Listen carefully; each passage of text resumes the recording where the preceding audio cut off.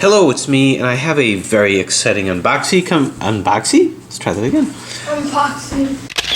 Hello, it's me, and I've got a very exciting unboxing coming all the way from Texas. Well, more specifically, from TwistyTex, Texas. Anyway, so this is a pair of puzzles that absolutely intrigue me, and I have given an opportunity to play around with them, solve them, scramble them, and do some interesting stuff with them. So, open other end. Okay, so I'm going to see what we have. I'm very excited about these because it's a combination of a variety of different puzzles that I really enjoy. There we go. Okay, it's a big box and there's a couple of puzzles. So this comes from TwistyTex, gotta say it with an accent, and this kind of shows what kind of puzzles these are. I'm going to get back to this in a little bit. Really well packaged, easily packaged too. Oh, I got a little something here. Wow, this is a cute little puzzle. This was not expected. It says to pull in. Wow, very clean build. This is looks like a 2 by 2 by 1 by 1 by 2 rather, 2 by 1 by 1 1 by 1 by 2 bump cube. Look at this, Jessica. Cute, huh? This shows you what ingenuity can do. Very well done, very smooth over here. Anyway, thank you. This was not anticipated. So if I were to scramble it like this, it's a neat and it's solved. Here, Jessica, I'm going to see if you can solve this. Oh boy. It's a cute little puzzle here. Okay, you ready? And go! I don't know how to solve that. Just keep twisting. You gotta twist. And the more you twist, the more you can solve. Whoa! Cool, huh? Oops. Wait, Dad. Congratulations. Yes? I forgot. Okay, good. Okay. So yeah, this was unanticipated. Very cool, very clean build, very smooth. All right. So with that said, it makes me very excited to see what's coming next. Wow. Oh, we got something else here. We have alien-looking green fluid, probably lubrication, is my guess. And all right. This is puzzle number 1. Oh, that's kind of cool. I think I can just maybe pull it out of here. Yeah, I can just pull it out of here. Very cool. So this is, whoa, it's an 11 by 11 bump cube. So let's take a look at this. This is the instruction manual. 11 by 11 bump cube, also called mirror cube. So here's the stats on that. This is an extension mod only. So what they did is he took an 11 by 11 and he didn't cut it down or anything. He just put extensions onto it. And I believe there's a place you can go to get 3D labels of his extensions where you just glue it onto there. I like the extension concept because you don't have the Olsing effect or anything like that. We're going to get back to that in a second. So this is done by extensions. The faces were extended by varying amounts. Chose not to fill the seams or paint the interior edges for fear that the added thickness or paint on the many layers would affect the tolerance of the puzzle. Put a lot of work into the post-finishing. So it's more than just gluing it on. He put a lot of work into it. And you can see that because, well, the movement is incredible. And you can see the pieces in here. It's almost seamless. So I can sort of see the underlying puzzle underneath, and then this is the extension that's glued onto it, but it's shaved down, it's sanded down, all to give this finish. Now, as a bump cube, you can see that it basically has different shapes with each side. So with the different shapes, therein lies the challenge. So yeah, the movement is seamless. This is fantastic. Now, the thing about mods, especially with large puzzles, is alignment. And that could be challenging, but I don't know that I'm going to have as much of a challenge as this as I've had with others. Although it says puzzle has been lightly lubed and the tension is set to what I felt were adequate. Alignment could catch, become dislodged if handled too roughly. so be gentle. For solving, I think it would be a monumental test of patience to align the given layers, given the shape, size, and the nature of the puzzle, with that being further compounded by both the size and the puzzle, the number of layers being shape-shifted. It's my opinion that the cage method, edges first, might be the optimal method to attack this beast, but it's only a supposition on my part, as I haven't scrambled and solved it yet. Lastly, I included some extra SCS Marsh, and that's what this is, lube, in case you feel. So now, this is an over-the-top kind of a puzzle. An over-the-top kind of a puzzle is one in which it's just much larger than you would have expected. It's basically taking a concept, a simple concept, and going that extra level with it. So I'm going to scramble this, but I am not going to solve it using a cage method. I'm going to do it layer by layer. That's my choice of solving of large puzzles. I find it to be just more fun that way. Anyway, so this other one was the 1x2x2 bump cuboid made with 3D extensions. Alright, so there it is, the 11x11 bump puzzle. The scramble and the solve shall be followed shortly. Thanks for watching. Hello, me again, and no sooner did that package come than another one arrived. And this is also from TwistyTex, and this is another puzzle that I have been very excited to receive. TwistyTex did a very good job of packing these puzzles. Okay, so let's see what we have going on in here. Alright, another puzzle with another explanation. Well, very well packaged. This is very professionally done. I have to say, I'm very impressed. So you can see it's another bump type puzzle.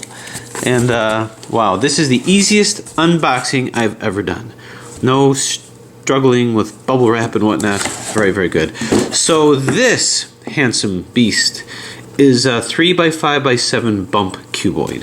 And here is his little description of it. So this is actually a bandaged 7x7 as the base cube. He glued 3D printed extensions onto the face to give it that bump look. There you have it. Okay, now I love cuboids. Specifically, I love ultimate shapeshifters, and the movement starting off with that, just like his 11x11 bump cube, moves really, really well. This actually is not in the solid position. This is. So instead of using colors, it uses the shape. So it might be kind of subtle, but these are different shapes here. Now, being an ultimate shapeshifter, this is the version of this. This is Trey Poom's version over here. One of my absolute favorite puzzles. I'm just completely enamored by it. But being an ultimate shapeshifter, you can shapeshift in every direction, causing great fun in terms of scrambling. So I've been very excited about this puzzle because I love ultimate shapeshifters, and I love 3x5x7s. So I literally cannot contain myself. So let's go ahead and just scramble this thing. And if we can, go ahead and see about the solve. The way that I scramble a 3x5x7, bump or otherwise, is I start off with basically 180-degree scrambles, 180-degree moves. And the reason why I do that is because this is where I have the most freed up movements with this puzzle. So everything is freed up, nothing is bandaged, as long as I stick to 180-degree moves. Now, if I wanted to, I could have a very fun 380-degree solve of this, and it would be somewhat challenging, it would be interesting. So it's so many puzzles in one, it's the gift that keeps on giving. Now notice, as it's being scrambled, you might not be able to notice it that much, but in a 3x5x7, you know, at this point it would look kind of neat and scrambled. This one, it's hard to even say that it is scrambled. If I were to look at it, it just looks like it's, well, bumped. But it actually is scrambling nicely. Now by doing it this way, I'm scrambling it as a certain kind of a puzzle, and I'll call it a Rubik 180. A Rubik 180 is a kind of a puzzle that has specific moves that you can use to solve it. There's no parity, but I'm going to say that's the kind of puzzle that it is. That's the parity of the puzzle, so to speak. The 180-degree turns. So you never have to do a 90-degree turn to solve it like this. You never have to take it out of its flat, although I can't really call it a flat version. You won't have to do that because of how I'm scrambling it. So one kind of parody of this ultimate shapeshifter. And there's 3 parodies, so to speak, 3 classifications. One is the Rubik 180 classification. If you wanted to scramble it like this and solve it like this, you can. The next way that I like to scramble it is using brick methodology. So brick puzzles, these are like the 3x4x5, 4x5x6. This is something that scrambles like a cuboid, like a domino, where you can do 90-degree turns in this direction and then continue to move it. But with a domino, you can do 90 degrees here, but you can't do 90 degrees here and turn it. That's what makes this one an ultimate shapeshifter and not a brick or a domino. But I'm gonna scramble it as such, but I'm gonna do something else first. Here's what's going to be a challenge. Before I do that, notice when I scrambled it, I'm only scrambling this center with this center with this center, and this center with this center. To add to the challenge, I'm actually going to put this center, I'm going to swap these 2 centers. And I'm not really going to know that one goes where, because I won't have the color. So here's what I mean by that. What I'm going to do is I'm going to get this out of the way, I'm going to move this down, and I'm going to move this back. Now what I'm going to do is I'm going to swap these 2. Swap these 2 by going 2U, 2R, 2F, 2U, 2F, 2R, 2U, 2F. Okay, now it's swapped these 2. Now I'm going to move this back like so, and I'm going to put this back in. Now, the centers that I swapped, this deep one and this wide one out here, this belonged here. And you might not know that just by looking at it, because you wouldn't know it by the colors.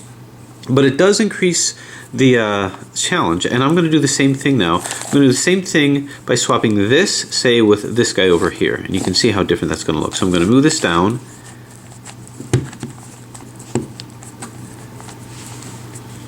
And I'm going to bring this out. I gotta say, the movement of this puzzle is incredible. I gotta find my way to somehow get this sucker mass produced or something. There we go. Right over there. Okay, so let's flip them. 2U, 2R, 2F, 2U, 2F, 2R, 2U, 2F. Okay? Now I'm going to move this over here and bring this back for now. So as you can see, these centers are much deeper. Now there's 2 kinds of centers that you're going to find in an ultimate shapeshifter. There's the 3x3 center, which is just this center here. There's the 5x5 center, which are these 6 pieces here. 1, 2, 3, 4, I'm sorry, these 9 pieces here. And then there's a 7x7 center, which are these 6 pieces over here. 3x3, 5x5, and 7x7.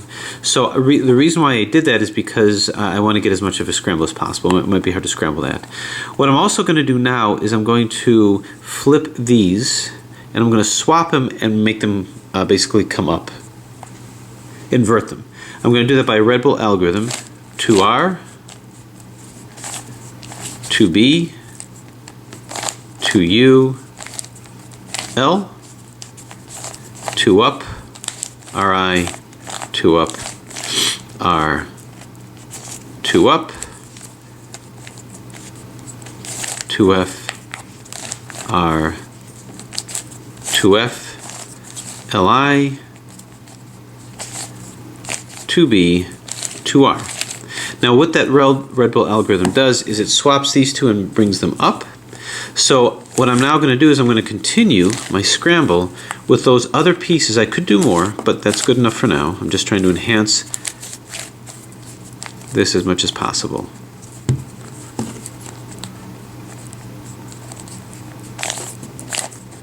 And turn. And turn. And turn. Okay, now that I've done that, I'm going to do just brick scrambles. So a brick scramble means that in this plane, I'm going to do 90-degree turns Well, these two are lined up. I don't want them to line up. Okay, 90 degree. These two are lined up here too. Boom. Okay, so I'm going to do 90-degree turns, and I'm going to do just brick moves. So this is still 180 along this plane, but I can do 90-degree turns on this plane here.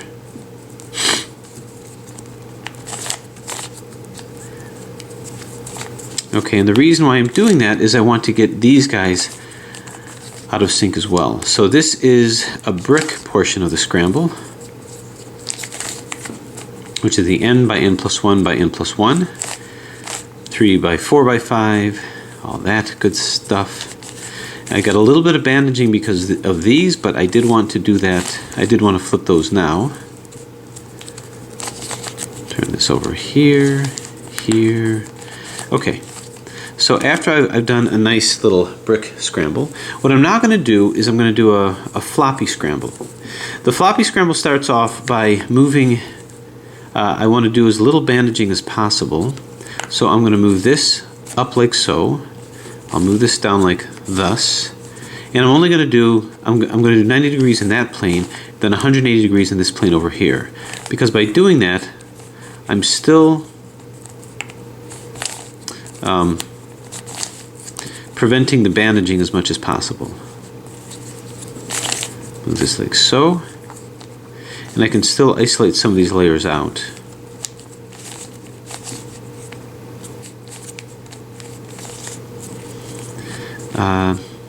I see what's happening.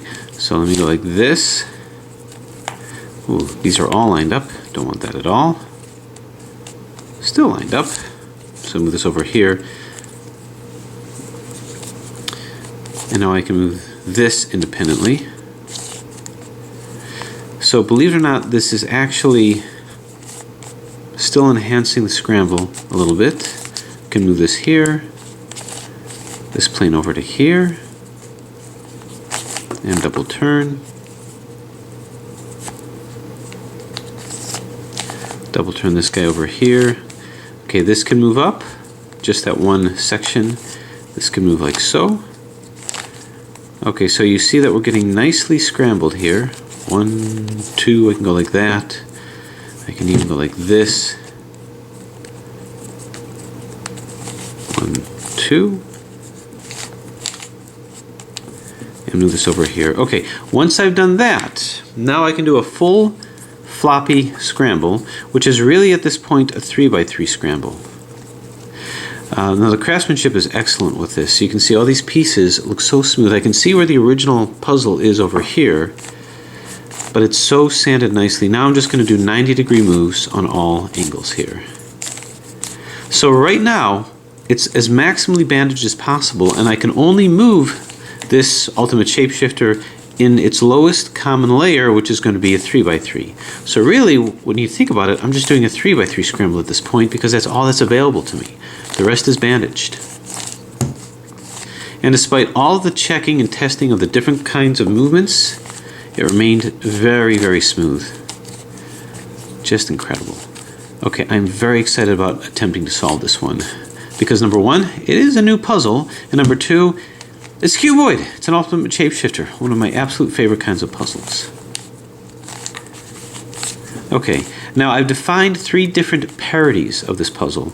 A floppy parody, a brick parody, and then a Rubik 180 parody. A parody just means the basic structure, how a puzzle functions. Usually you think of it as oddness or evenness, right-handedness, left-handedness. Usually in puzzles it's oddness or evenness. So is it an odd parody or even parody? Well, it has to do with how you're constraining the solve. I'm defining different parodies as different cuboid types. And if I can't solve it based on that type because of how I reduced it, we run into a parody problem.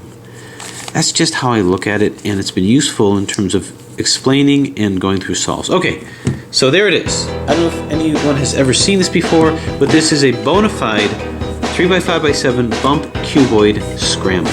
So now the question is, am I going to be able to get it back where I started from? Good question.